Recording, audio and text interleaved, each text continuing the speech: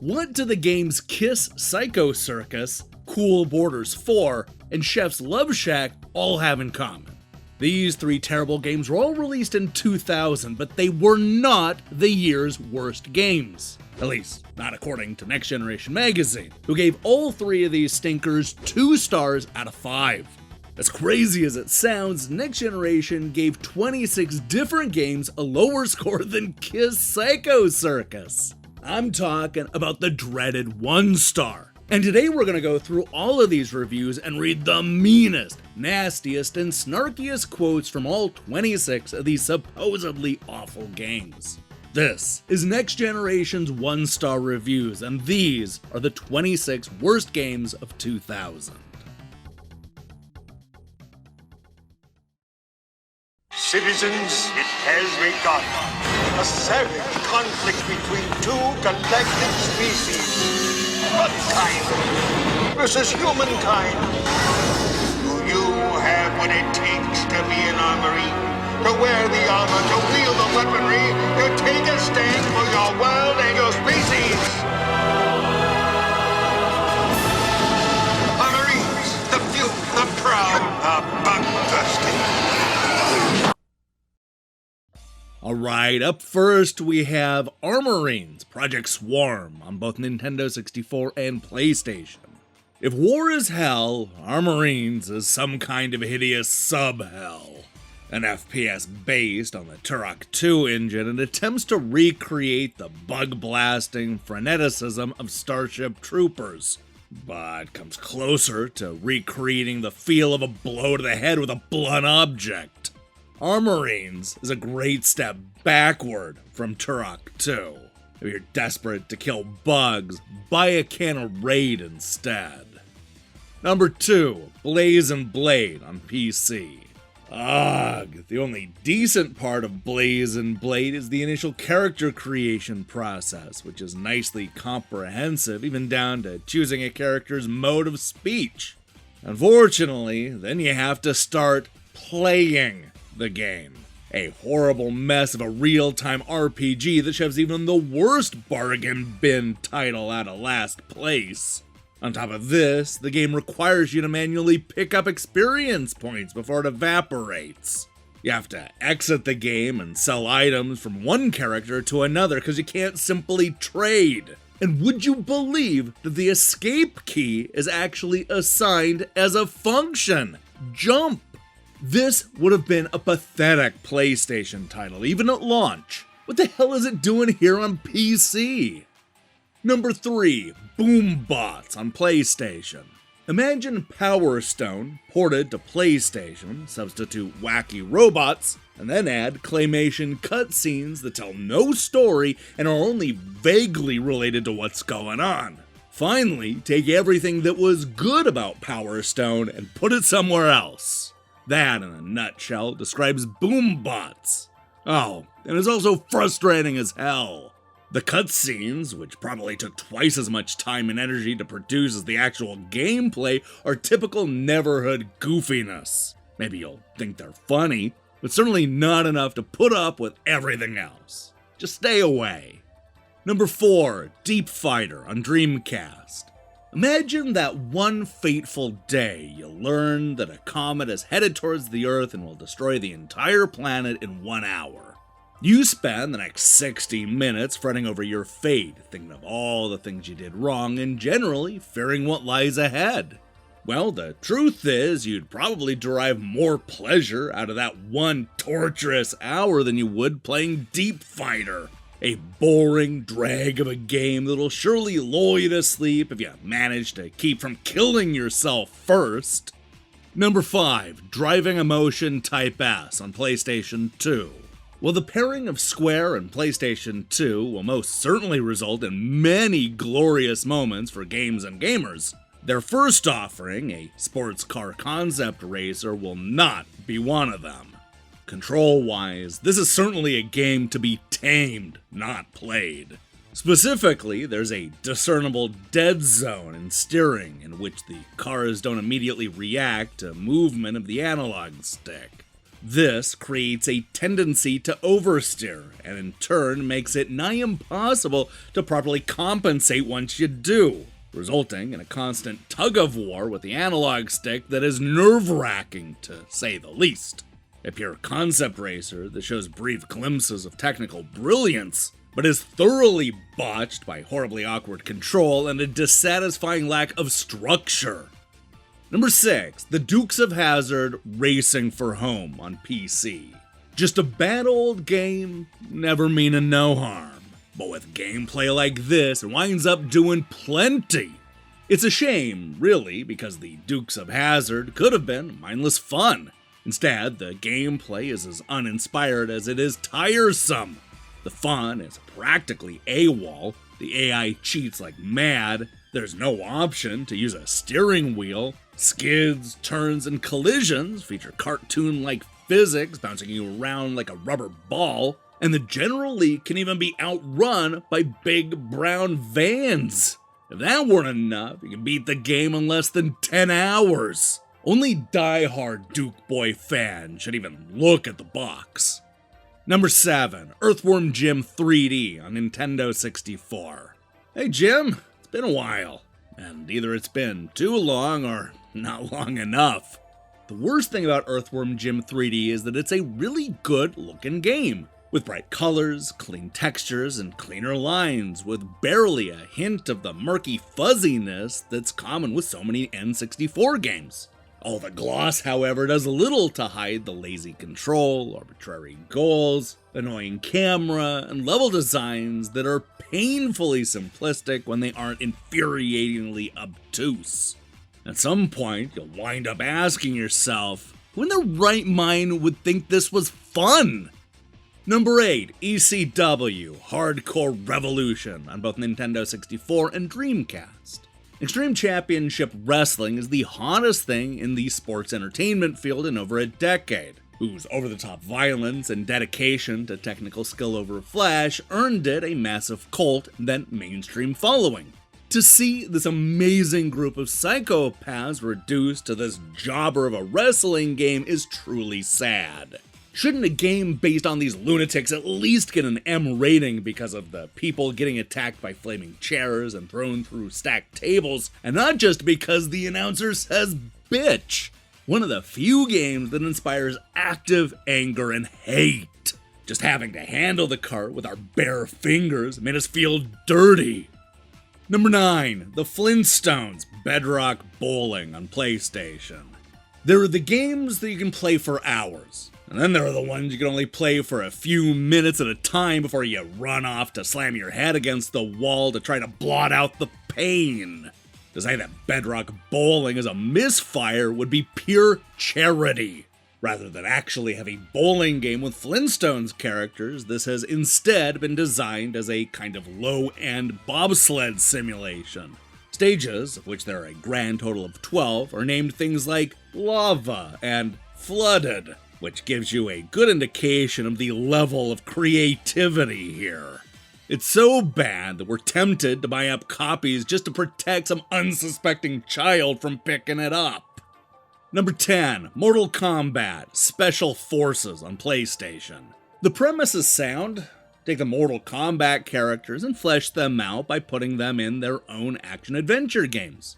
Unfortunately, much like the awful Mythology Sub-Zero, Special Forces takes the promising concept and drops it, stomps it into the ground, and leaves it to rot under the sweltering sun. So, what do you do besides fight people?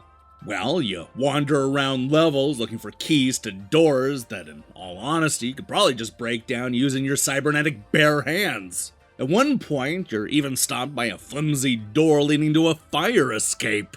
Don't let the cheap price fool you. This isn't even worth the trip to the store. Number 11, NBA In the Zone 2000 on Nintendo 64. If we followed the credo of, if you don't have anything nice to say, then don't say anything at all, this review would already be over. In the Zone 2000 is simply a travesty of a basketball game. Players fatigue quite quickly and take forever to recover their stamina. So, for most of the game, you'll have a team on the floor where every other player would come in third place in a race against a turtle and a slug. In the Zone 2000 has absolutely no redeeming features and should be avoided at all costs. This game manages to eke out a score of 1 star only because our rating system doesn't go any lower. Number 12, Psychic Force 2012 on Dreamcast. What can you say about Psychic Force 2012? Well, not much, except that it ain't very good. The catch here is that it copies the Dragon Ball Z series. Why, we have no idea, and sets the action in an open-air arena with 2 characters flying around. This means that for the most part, you have to throw fireballs and other special effects at one another, since getting close enough to actually land a physical punch is mostly an exercise in sheer frustration. In short, Psychic Force 2012 is a good example of a bad idea done badly. Number 13, Quarterback Club 2000 on Dreamcast. Oh, please do not let this be what Dreamcast development comes down to in the near future. It is perhaps the most trying sports game we've ever had to tackle in recent memory. Ultimately, while there are dozens of little points that we could pick out and ridicule, the overall gameplay is generally about as non-fun as can be. Add in the dropped frames, mediocre sound, and sloppy controls, and there's no reason at all to make you want to pick up Quarterback Club 2000 over Sega's pigskin powerhouse. Leave this one on the shelf.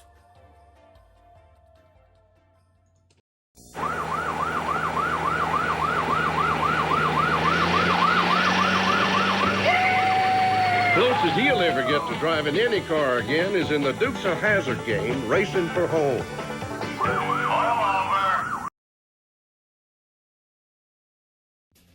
And we're back with number 14, Resident Evil Survivor on PlayStation. There's a reason this isn't called Resident Evil Gun Survivor outside of Japan. It doesn't support the gun con anymore. Thus, what was designed as a gun game becomes an absolutely horrible first-person shooter. You can't strafe or turn around swiftly, and there's absolutely no way to move and shoot at the same time.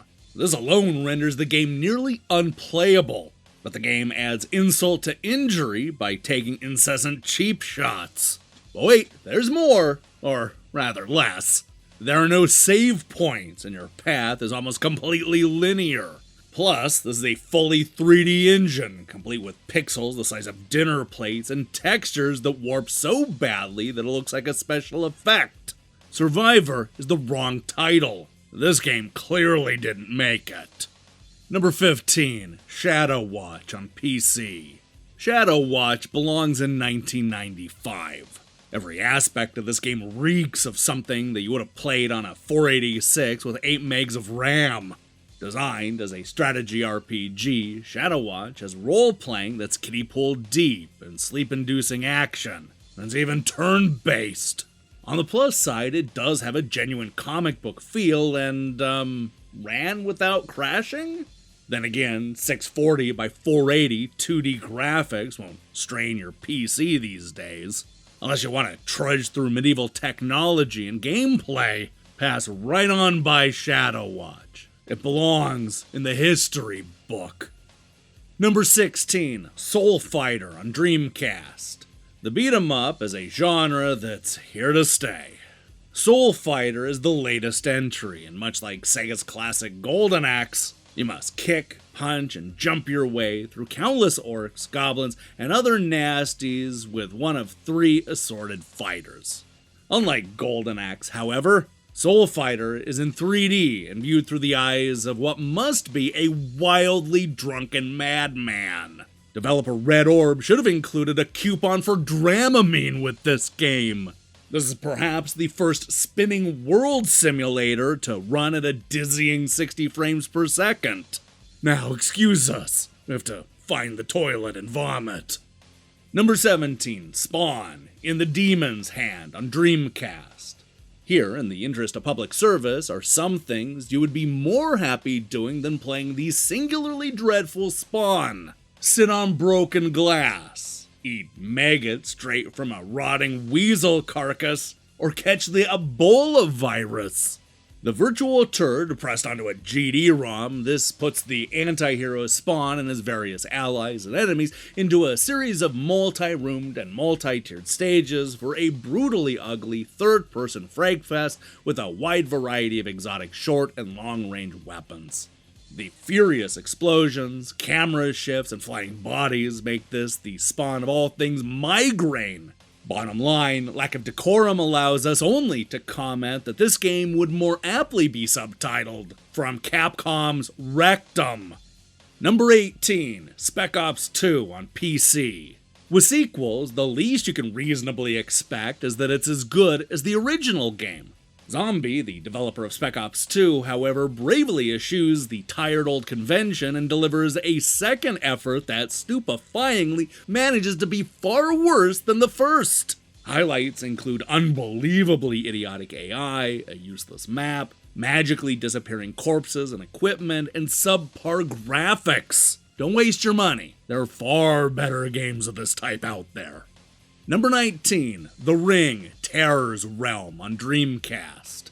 The Ring is the kind of game that looks best in the dark, with the lights turned off, the radio turned on full blast, and quite frankly, the Dreamcast turned off. It's the sort of abject failure that should make mediocre game developers feel good about themselves because they didn't make it.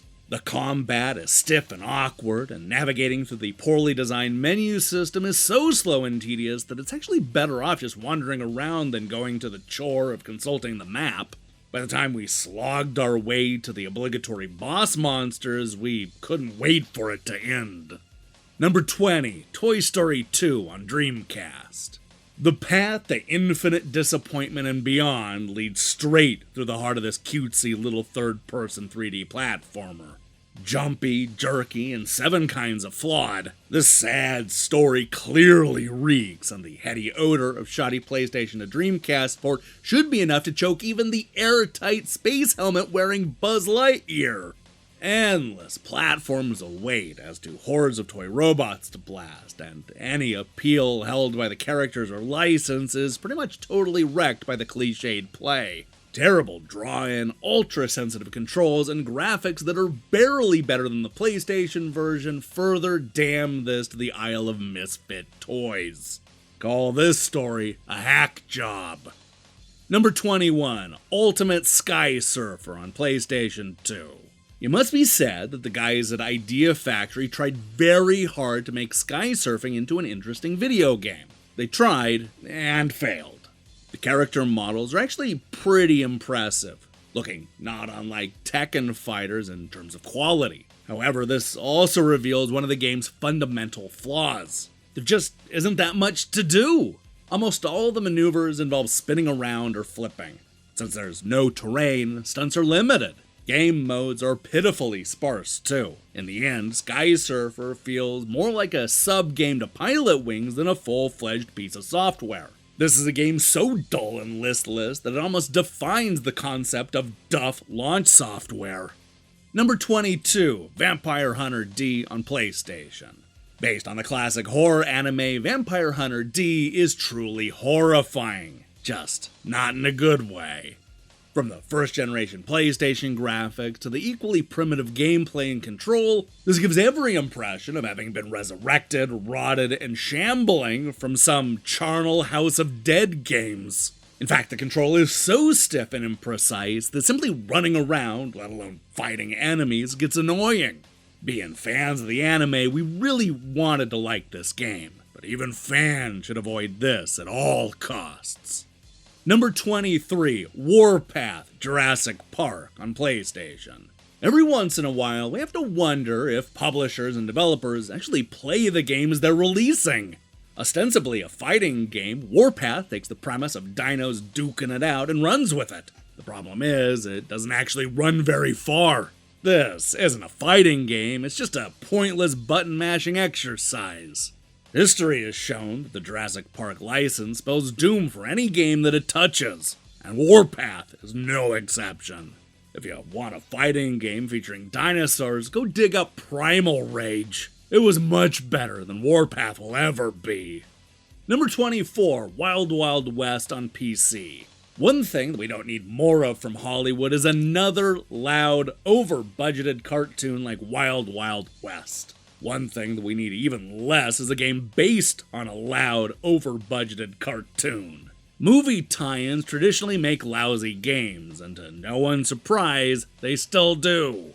Unfortunately, the poor puzzle-solving sequences are only eclipsed by the dreadful action scenes. Your basic goal is to gather bizarre items and put them together to solve even more bizarre problems. And the action scenes involve equipping a gun, pointing the mouse at an enemy, and right-clicking. It's about that exciting. Well, it's better than having a rattlesnake in your shoe. Number 25, World Series Baseball 2K1 on Dreamcast. The best way to describe World Series Baseball 2K1 is to say that it's the Phantom Menace of the baseball gaming world. Much like the latest entry in the Star Wars series of films, we were forced to endure years of excruciating anticipation, only to be given a final product that shone in the special effects department, but was a major letdown overall. Major sin number 1, you can't control your fielders directly.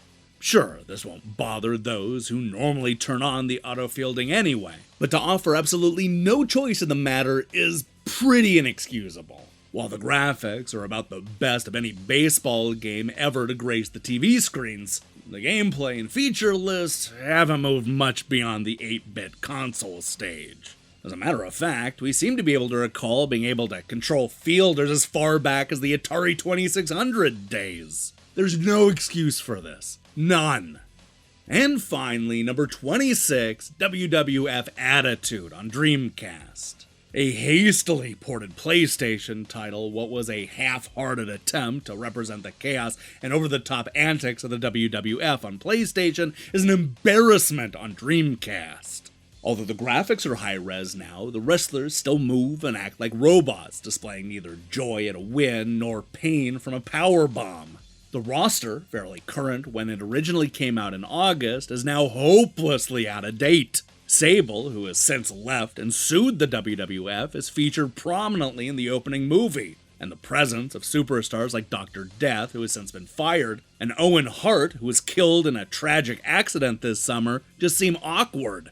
WWF Attitude is a pathetic port. The only reason this game gets 1 star is that the jewel case is reusable.